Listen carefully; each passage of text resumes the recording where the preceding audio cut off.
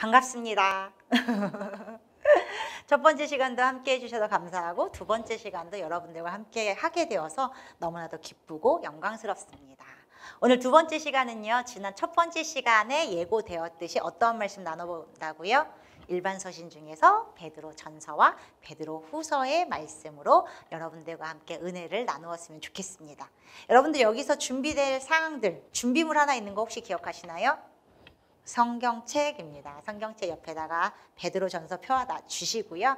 성경책과 함께 보면서 오늘 또 베드로전서와 베드로 후서의 말씀이 어떠한 말씀이고 또 우리에게 무엇을 전해주고자 하는지 함께 살펴보도록 하겠습니다. 우리 베드로전서의 말씀입니다. 우리 베드로전서부터 살펴볼 텐데요. 여러분 베드로전서가 총 몇 장으로 되어 있습니까? 5장으로 되어 있는 짧은 말씀입니다. 이 5장의 말씀을 통해서 어떠한 은혜가 우리에게 주어지는지 함께 살펴보도록 하겠습니다. 첫 번째로 우리가 살펴볼 것은 순서가 똑같습니다. 저자이죠. 저자. 제가 저자가 나올 때마다 사실 조금 죄송스럽기도 한데요. 분명하게 딱 알려드리면 좋은데 사실 아직까지는 분명한 정확한 기록이 있지는 않아서요. 정확한 저자를 알 수 없다가 정확한 답변이라고 할 수 있겠습니다. 전통적으로요. 베드로가 기록했을 것으로 추정이 되고 있긴 하지만 현재에서는요. 많은 학자들이 그 가능성에 대해서는 조금 더 낮게 보고 있는 상황입니다. 그래서요. 이 베드로 전서는요. 누군가가 아니면 어떠한 무리가 베드로의 권위를 활용하여 그의 이름으로 기록했을 것이다 라는 것이 가장 많은 요즘에 지지를 받고 있는 내용이라고 할 수 있겠습니다. 그렇기 때문에 저자 정확하지 않다라고 기억해 주시면 좋을 것 같고요. 또 기록 연대하고 장소는요. 마찬가지로요. 사실 베드로전서 같은 경우에는 굉장한 좀 차이가 있는 추정하는 데 있어서 차이가 있는 말씀 중에 하나입니다. 전통적으로는요, 보통 AD 60년에서 70년경이라는 추정들이 많았습니다. 그런데 현재 요즘에 들어서는 AD 90년경에 저술했을 것이다. 90년에서 95년이 가장 타당하다라고 하는 학자들의 이야기들도 있습니다. 다시 말해서 뭐죠? 정확하게 알 수는 없다. 라고 할 수 있겠습니다. 그리고 기록 장소는요. 소아시아라고 추정이 되고 있습니다. 또 몇몇 학자들은 로마라고 이야기도 하기도 하지만 많은 대부분의 학자들이 이 베드로전서만큼은 소아시아에서 기록됐을 것이다 라고 추정하고 있습니다.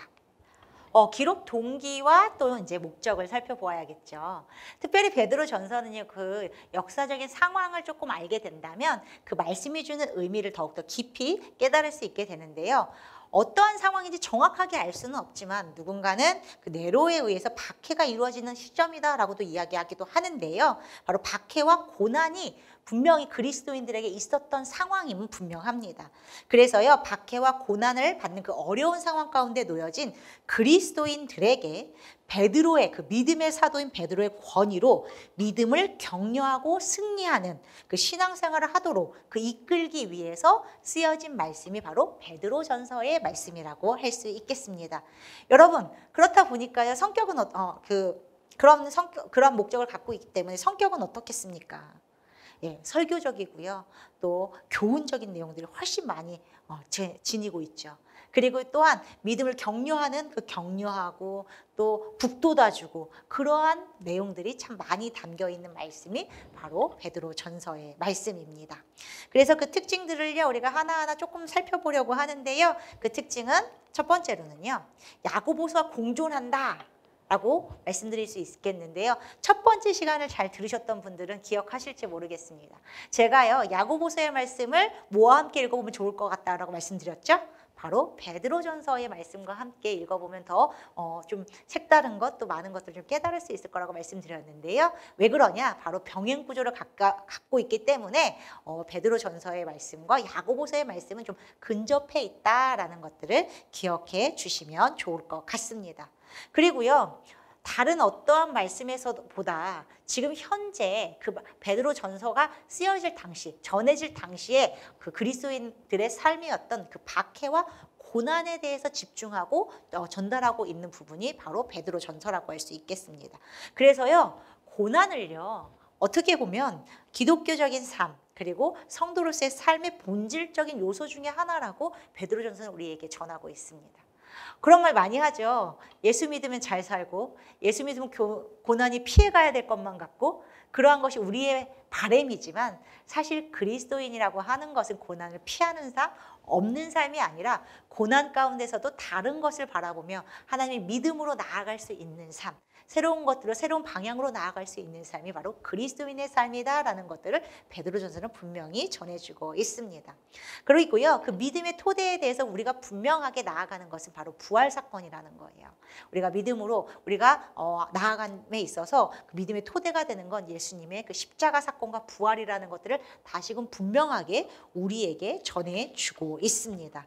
그래서요, 이 믿음을 통해서 그리스도인들은 언제나 산 소망을 향해서 나아갈 수 있고요. 세상의 것에 얽매이는 삶이 아니라 하나님의 것을 바라보고 나아가는 삶. 그래서 영원 구원의 그 구원의 역사를 누리는 삶이 바로 그리스도인의 삶이다라는 것들을 우리에게 전해주고 있습니다. 결국요, 여러분, 베드로전서가 우리에게 전해주는 가장 큰 교훈 중에 하나는 그리스도인의 실존입니다.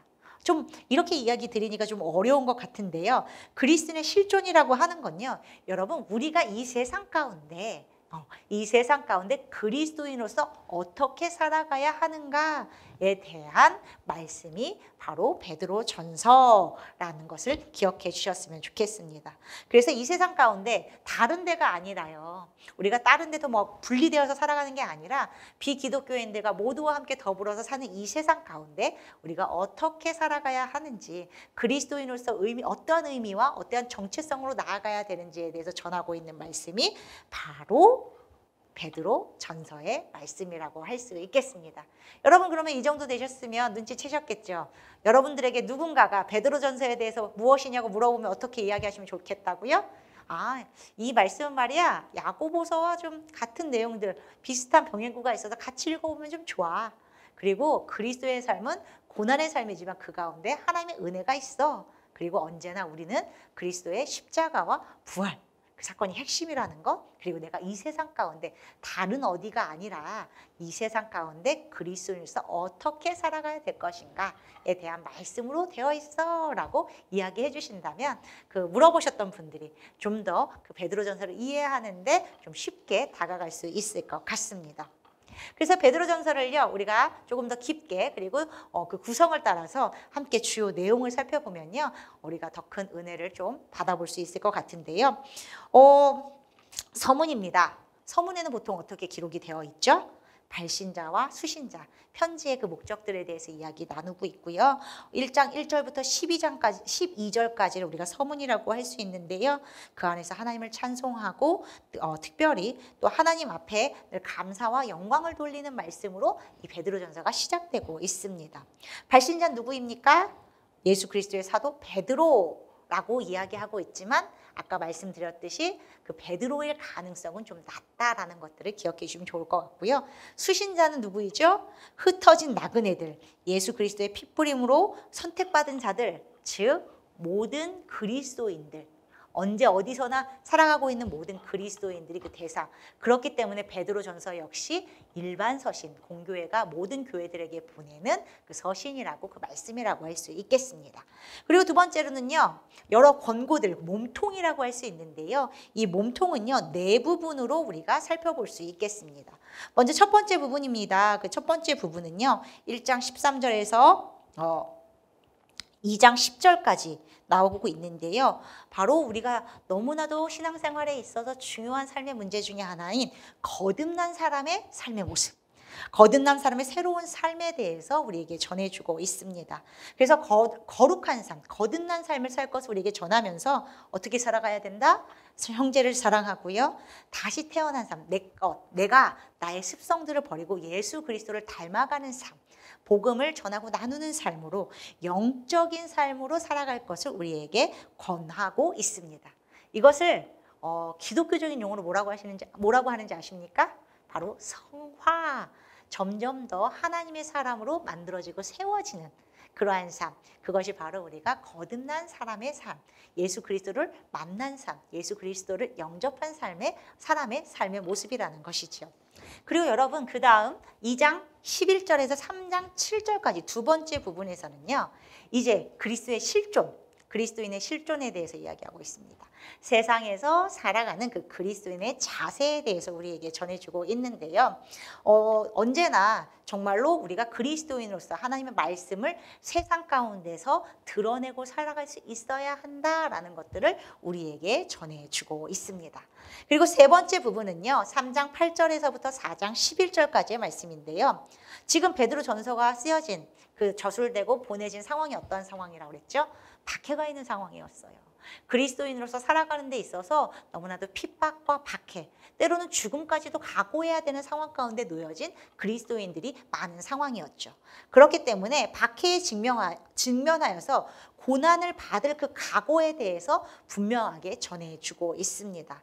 그래서 고난에 대해서 어떻게 해야 한다? 담대하게 나아가야 할 것이고, 그리고 서로가 서로를 사랑하고 또 섬기면서 하나님의 사람으로서 살아가야 되는 것에 대해서 지금 베드로 전서에서 말씀하고 있습니다. 그래서요, 언제나 그 고난에 대해서 그것들을 회피하거나 나아가는 것이 아니라 담대하게 그것을 마주하고 그 안에서 하나님의 은혜로 그 서로 사랑하고 격려하면서 그것을 담대하게 이기고 승리하고 나아갈 것을 우리에게 전해주고 있습니다. 마지막 몸통 부분입니다. 그 네 번째는요, 4장 12절에서 19절입니다. 혹시 성경책 보시면서 따라오고 계시지요? 제가 말씀드리지 않아서 그냥 눈으로만 보시는 건 아닌지 모르겠습니다. 여러분 성경책을 다시 한번 보시면서 4장 12절에서 19절의 말씀을 한번 보십시오. 그 내용은 마지막으로 이런 겁니다. 박해 중에서 어떻게 해야 하는가? 인내하고 그리스도의 고난에 동참할 수 있는 믿음의 사람으로 세워져야 하는 것에 대해 우리에게 전해주고 있습니다. 그래서요, 언제나 그리스도인으로서 살아가는 것에 그 고난이 닥쳤을 때 그것에서 넘어지거나 쓰러질 수 있지만 그것에서 포기하는 것이 아니라 다시금 믿음으로 하나님의 은혜로 하나님을 바라보면서 그리스도가 우리에게 해주셨던 것들을 기억하면서 믿음으로 담대하게 나아갈 것을 우리에게 전해주고 있습니다. 그리고 마무리는요, 이렇게 합니다. 5장 1절에서 14절인데요. 그냥 교훈, 인사.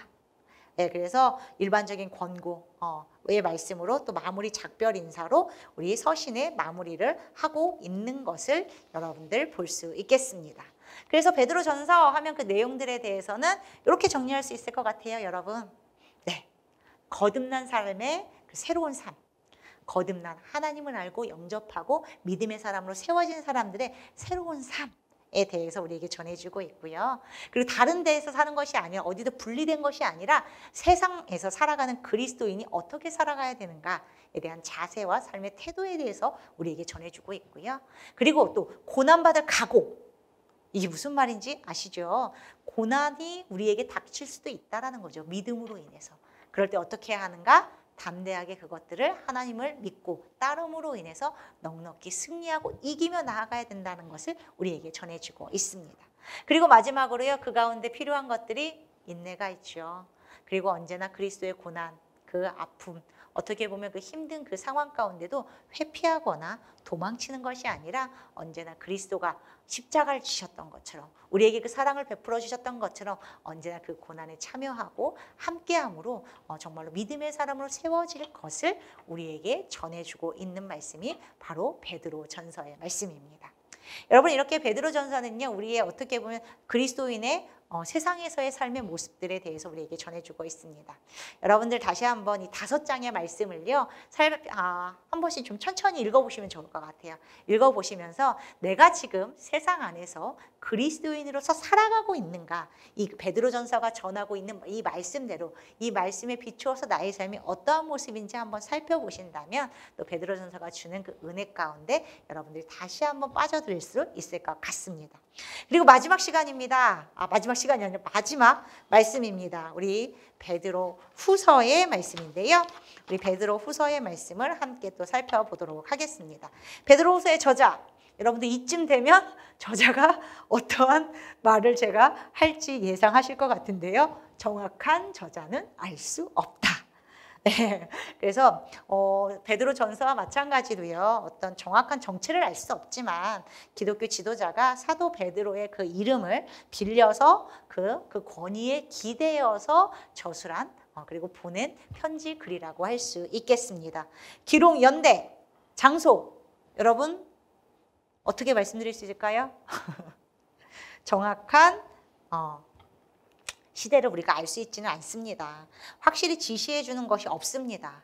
그런데 우리가 그 말씀의 내용이나 그 상황들을 살펴볼 때 AD 1세기 말에서 2세기 초 정도로 추정하는 것이 가장 타당성이 있다고 학자들은 지금 우리에게 전해주고 있습니다.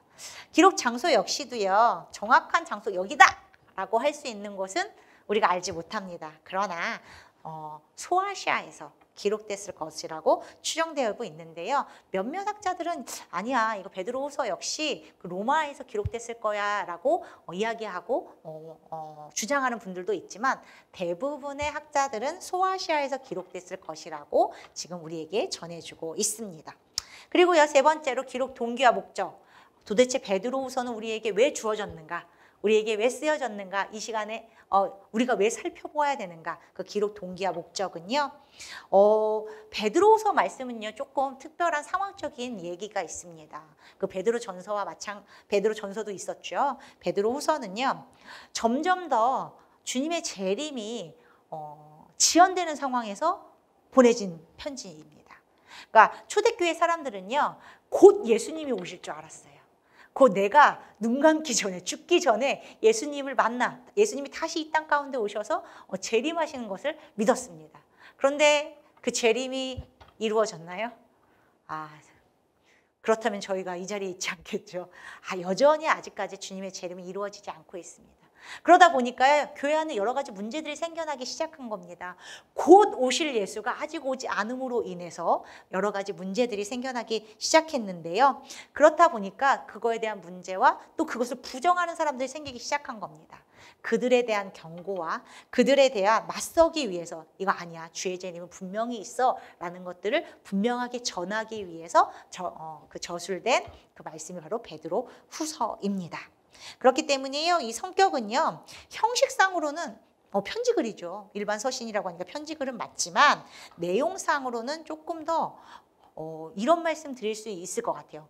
유언과 같은 마지막 아주 중요한 엑기스 내가 마지막을 전하는 그 말씀의 내용이라고 할 수 있겠습니다. 그래서 그 성격과 특징에 대해서는요. 우리가 이렇게 살펴보면 좋을 것 같습니다. 첫 번째로는요. 베드로를 굉장히 신성시하고 있습니다. 베드로의 그 신앙에 대해서 가장 모범이 되는 모델링이라고 우리에게 전해주고 있는데요. 아주 바른 신앙의 대표자로서 베드로를 전하고 그 베드로의 신앙처럼 우리도 그런 믿음 생활을 할 것을 권하고 있는 말씀이 바로 베드로 후서의 말씀입니다. 그래서요, 이 베드로의 그 말씀 그리고 복음을 가지고 거짓 교사들 그리고 이단들에게 맞서는 분명한 본질이라고 이야기하고 있는 것이 바로 베드로 후서의 말씀입니다. 그리고요, 베드로의 그 가르침을 한마디로 한다면요, 종말 신앙을 강조하고 있는 거예요. 재림이 지연되자가 사람들이 이렇게 생각했습니다. 예수님 안 오는 거 아니야? 없는 거 아니야? 그런데 베드로는 분명히 우리에게 전해주었죠. 종말이 있다. 하나님의 때, 재림의 때가 있다. 그래서 전통적인 종말신앙을 강조하는 그 베드로의 가르침을 베드로후서는 다시금 우리에게 전해주고 있는 것입니다.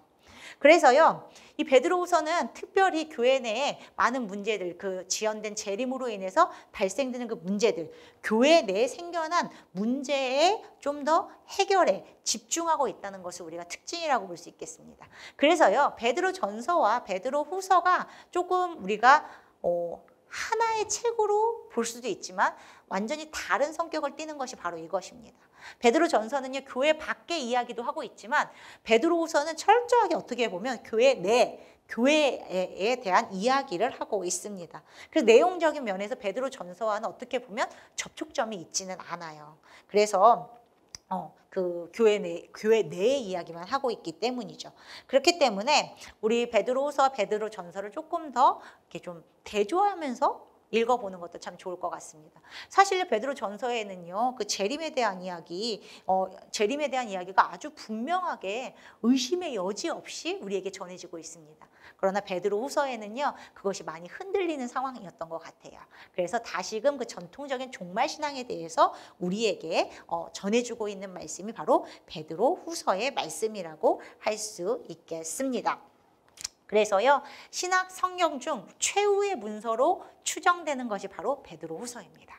네, 가장 마지막에 쓰여졌을 거라고, 최후의 문서라고 추정되는 것이 바로 베드로후서라는 것을 기억하셨으면 좋겠습니다.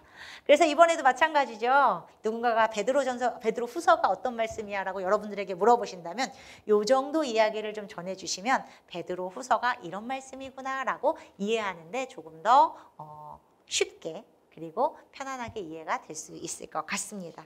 그럼 마지막으로요, 여러분, 그 주요 내용과 구성을 통해서, 그 구조를 통해서 베드로후서가 우리에게 어떠한 말씀을 전해주고 있는지 살펴보도록 하겠습니다. 첫 번째로는 서문입니다.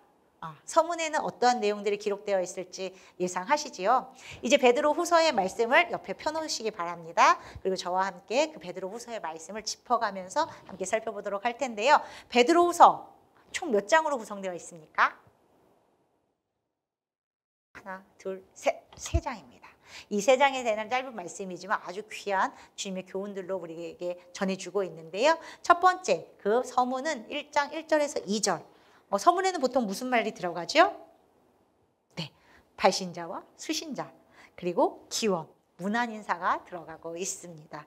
그래서요, 수신자 같은 경우에 우리가 정말로 보배로운 그 말씀을 함께 받은 자, 그러니까 그리스도인들을 지칭하는 거예요.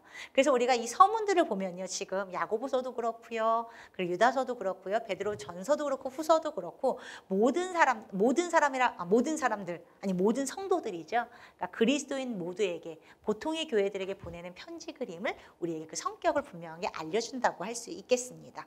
그리고 두 번째로는요, 주요 내용들, 몸통이라고 할 수 있는데요. 1장 3절에서부터 3장 13절까지 이렇게 네 부분을, 요 부분을 몸통이라고 하는데 그것을 네 부분으로 나누어서 우리는 살펴볼 수 있을 것 같습니다. 첫 번째로는요, 성경 같이 보시면서 함께 하시면 더 좋을 것 같습니다. 1장 3절에서 11절까지입니다. 바로 주요 내용은요, 부르심과 택하심을 굳게 하라. 다시 한번 믿음의 사람으로서, 그리스도인으로서 정체성을 굳게 하라라고 우리에게 전하면서 그 말씀을 전해주고 있는 것이죠. 지금 상황이 어떤 상황이라고 말씀드렸습니까? 재림이 흔들리고요, 복음이 흔들리고요, 거짓 교사들과 이단들을 통해서 복음의 본질이 막 흔들리는 그런 상황 가운데 있었습니다. 그 가운데 놓여진 그리스도인들에게 지금 베드로후서는 가장 먼저 너희들이 누구인지 일깨우고 있는 것이죠.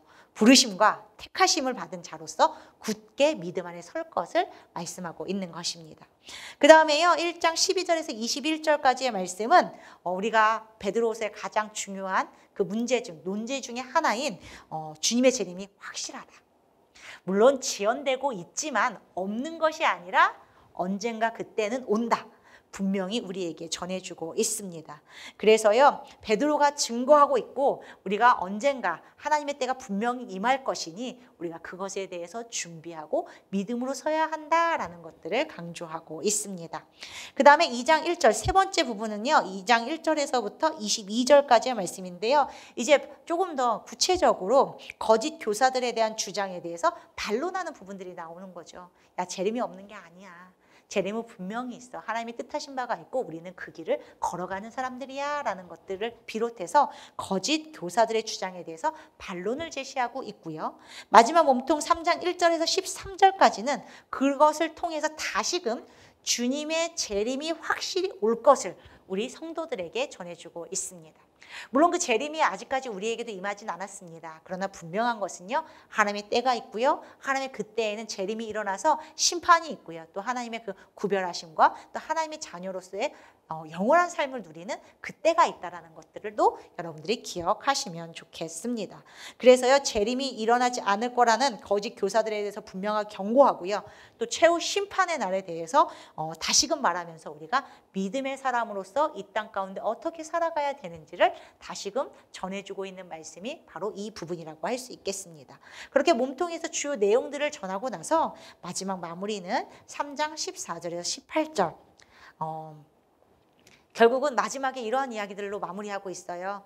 재림이 있어. 그러니까 너희들 어떻게 살겠니? 어떻게 살아야 하겠니? 그래서 재림을 위해서 하나님의 그 때를 위해서 그리스도인에서 어떻게 살아가야 될 것인지 준비하고 또 그리스도의 은혜와 그 지식 안에서 하나님의 은혜 안에서 살아가는 것들에 대해서 다시금 강조하면서 이 서신을 마무리하고 있는 것을 봅니다. 또 한 가지요. 또 거짓 교사들에 대해서 이렇게 말씀을 좀 억지로 자기 마음대로 입맛대로 해석하는 것에 대해서 경계하고 있는 말씀도 어떻게 보면 좀 생뚱맞을 수 있는데 그런 말씀도 같이 하면서 바른 복음에 대해서 지금 전해주고 있는 것이 바로 베드로 후서의 말씀이라고 할 수 있겠습니다.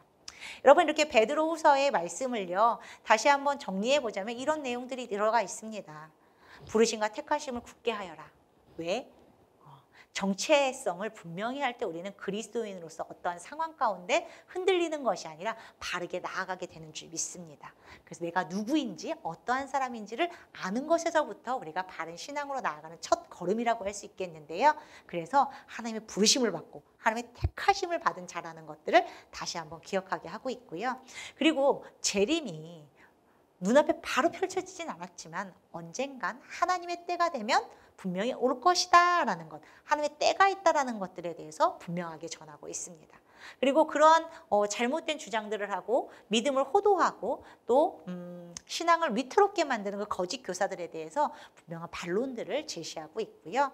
그리고 마지막으로 하나님의 때가 분명히 있으니 우리는 그 때를 준비하면서 살아야 한다라는 권고의 말씀으로 베드로 후서의 말씀을 마무리하고 있습니다. 사랑하는 우리 시흥북지방의 성도님들, 이 베드로 후서의 말씀을 통해서 베드로 전서도 그랬고 뭐 앞에 말씀 같이 나눴던 유다서, 야고보서도 그렇고 한번 여러분들이요 그 강의를 다 듣고 다시 한번 좀 말씀을 펼쳐보셨으면 좋겠습니다. 펼쳐보셔서요 제가 했던 그 이야기 내용들을 비추어서 다시 한번 여러분들이 그 말씀을 직접 읽으시고 또 그 말씀이 비추는 여러분들의 삶을 돌아보시고 또 말씀이 주시는 그 교훈을 여러분들의 삶에 적용할 때 우리가 누구나 바라죠. 좀 믿음의 사람으로서 바르게 또 하나님의 우리가 매일매일 걸어가는 그 길이 하나님과 더욱더 가까워지기를 바라는데요. 그러한 은혜가 우리에게 있게 될 줄 믿습니다. 사실 긴 시간 아니었지만 어떻게 보면 긴 시간이라고 할 수 있고요. 어떻게 보면 짧은 시간이라고 할 수 있겠지만 여러분들과 함께 이렇게 말씀에 대한 내용들을 나눌 수 있어서 저는 참 행복한 시간이었습니다. 여러분들은 어떠셨는지 모르겠는데요. 바라기는 여러분들의 신앙생활을 하는 데 있어서 조금은 도움이 되고 조금은 또 이렇게 양분이 되는 시간이었으면 좋겠습니다. 그래서요 여러분들이 성경을 보실 때요 여러 가지 많은 것들을 생각하게 되겠지만 그 중에서도 이러한 기본적인 지식적인 배경적인 것들을 알고 또 우리가 말씀을 들을 때 또 얻을 수 있는 새로운 은혜들이 있는 것 같습니다. 여러분들 그것들을 기억하시면서요 일반 서신뿐만이 아니라 또 사경의 여러 과목들이 있잖아요. 그 말씀들도 잘 들어보시고 그것들을 통해서 말씀과 더욱더 깊어지고 또 가까워지는 우리 시흥북지방의 성도님들이 되었으면 좋겠습니다. 그리고 앞으로도요 여러분들의 그 신앙생활 가운데 하나님이 펼치실 것들, 깨닫게 하실 많은 것들이 있을 겁니다. 그 가운데 저와 나누었던 이 시간들도 조금은 양분이 되는 귀한 시간이 되었으면 좋겠고요. 여러분들의 신앙생활 가운데 언제나 주님의 사랑과 은혜가 가득하길 또 하나님의 지혜로 모든 것들을 잘 감당하시기를 주님의 이름으로 축원합니다. 여러분들 이 시간 2시간 두 번의 시간 동안 여러분과 함께해서 너무 감사했고요.